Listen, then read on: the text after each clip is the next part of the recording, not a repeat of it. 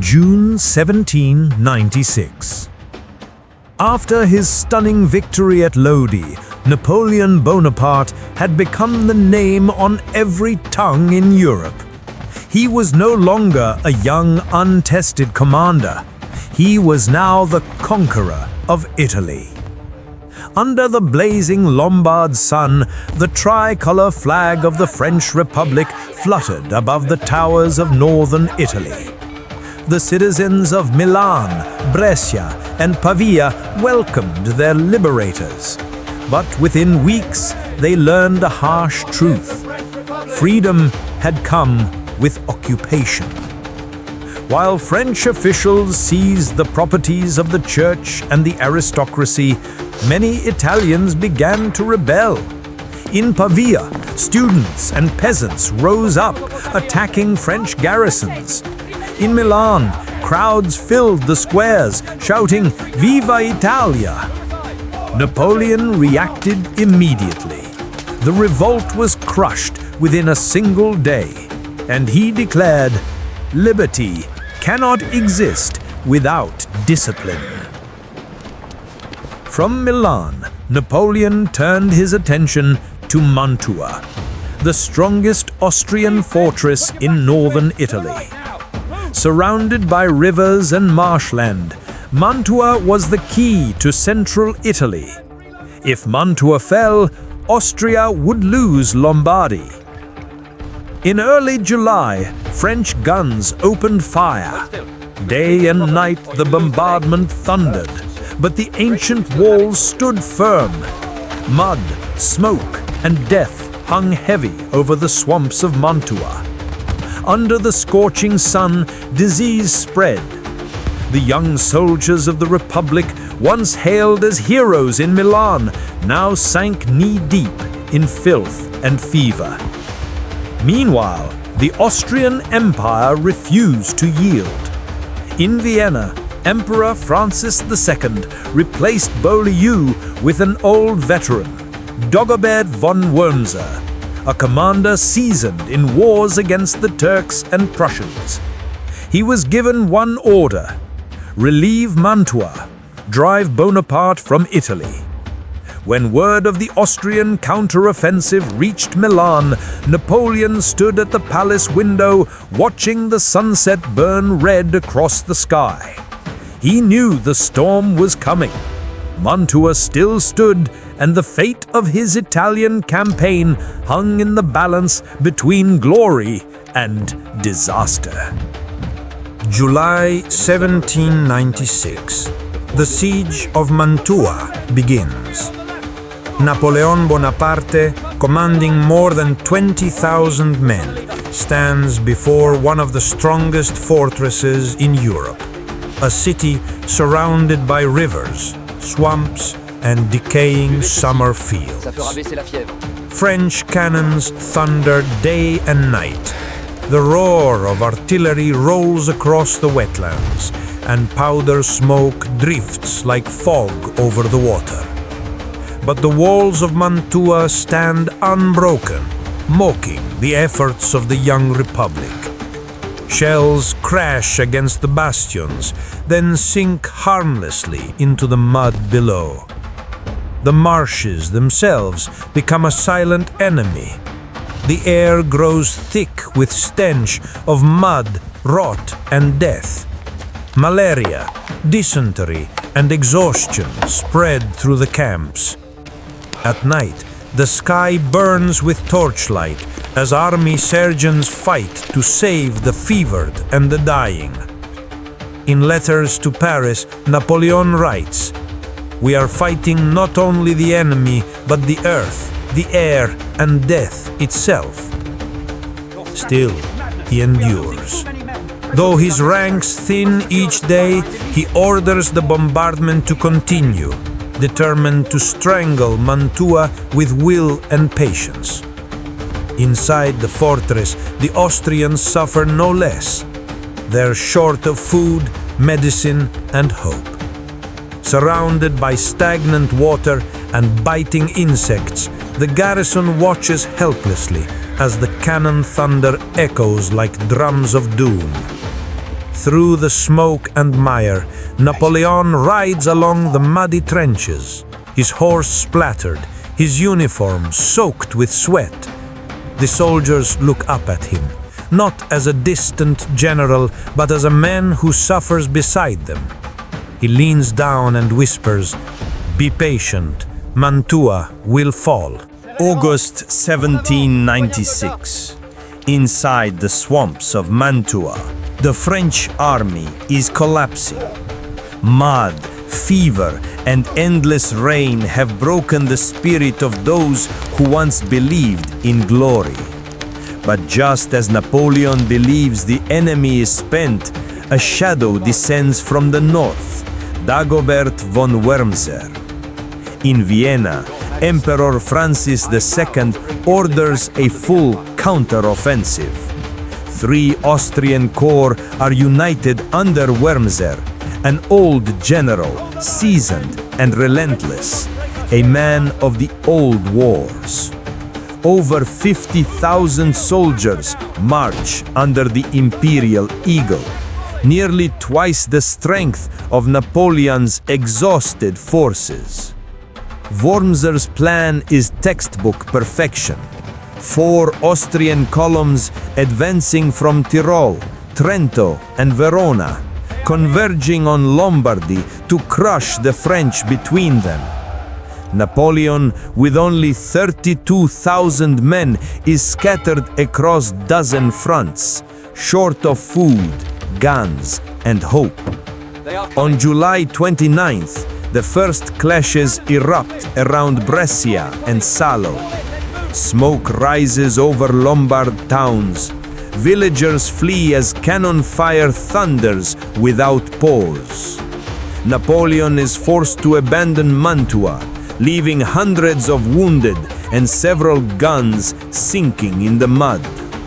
He retreats toward Verona, gathering the remnants of his army. Rain pours down relentlessly, but in the flashes of lightning, the young general can be seen standing on a ridge, watching the Austrian advance like a storm from the west. Late at night, inside a dim tent, Napoleon writes to the Ministry of War in Paris. He writes, "I face an entire empire. They are many, they are strong, but they lack what we possess: speed."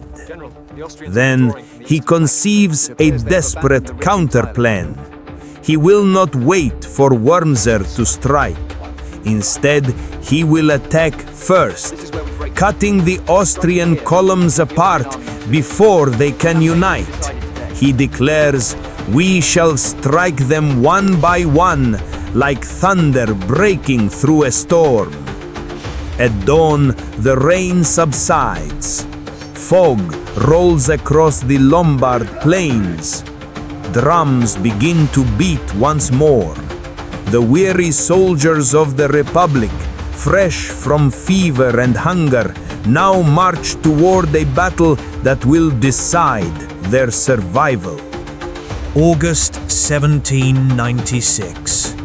As Wurmser's Austrian armies flood into Lombardy, Napoleon seems on the brink of ruin. Mantua is abandoned, the French scattered. All signs point to the collapse of the Italian campaign. But in the midst of despair, Napoleon does the unthinkable. He counterattacks. He sees what Wurmser cannot. In the vast machinery of the Austrian offensive lies its fatal flaw: division. Wurmser has split his forces into 4 columns, one moving toward Mantua, one advancing on Brescia, one around Lonato, and another held back in Tyrol. Napoleon knows if he moves fast enough, he can crush each army before they can reunite. It is the purest form of his art, the strategy of central position and annihilation in detail. On July 31st, he strikes at Lonato. Through smoke and fog, French columns surge forward, drums pounding. The clash is fierce, cannon fire shaking the fields of Lombardy. Within hours, the Austrians break, their lines collapsing in confusion. Napoleon wastes no time. He turns next toward Brescia, where Austrian General Quosdanovich threatens his rear. Street by street, house by house, the French fight with relentless fury. Church towers crumble, fire engulfs the city. But by dusk, Brescia is French again. In his diary, Napoleon writes, "We turned chaos into our weapon and despair into the thunderbolt of the Republic." After 7 days of unbroken battle, Wurmser realizes he has been deceived. His armies are scattered, his lines severed. Napoleon, with a fraction of the numbers, has retaken Brescia, destroyed the Austrian flank at Lonato, and seized back the initiative of the entire campaign. As the sun sets over the bloodied plains of Lombardy, Napoleon stands among smoke and ruin, his face streaked with dust and sweat, but his eyes blaze once more with fire and command. The storm Wurmser brought upon Italy has turned back against him. August 5th, 1796. The sun rises over the fields of Lombardy, painting the sky red with the smoke of battles past. In the distance, the Austrian army under Dagobert von Wurmser, 30,000 strong, moves towards Castiglione delle Stiviere, where Napoleon Bonaparte stands with barely 20,000 weary men. After a week of relentless fighting, the French are exhausted. But Napoleon knows this will be the final test. Defeat here would destroy the Italian campaign and shatter the faith of France in her republic. As dawn breaks, he rides slowly along the lines, his voice calm yet fierce. Today, we fight not just for France, but for the future itself. Wurmser, confident in his superior numbers, believes Napoleon can only defend. But through the night, Napoleon has devised a brilliant deception. A small force will strike the center, while his main divisions sweep wide on both flanks to crush the Austrians from the sides when the sun climbs high. At the first roar of cannon, the Battle of Castiglione begins. Smoke and dust rise together, a storm of fire and steel. Austrian cavalry charge like thunder, but French artillery answers with a wall of flame. In the center, Augereau and Massena lead the assault, charging through smoke, shouting, "Vive la République!" The Austrian lines waver, and by midday, Napoleon orders the decisive blow. French guns are dragged forward. A deafening barrage tears through the valley, cannon after cannon blazing as smoke consumes the horizon. Through the haze, Napoleon stands unmoved, spyglass in hand, his eyes reflecting the fire of battle. By evening, the tricolor flag of France flies over Castiglione.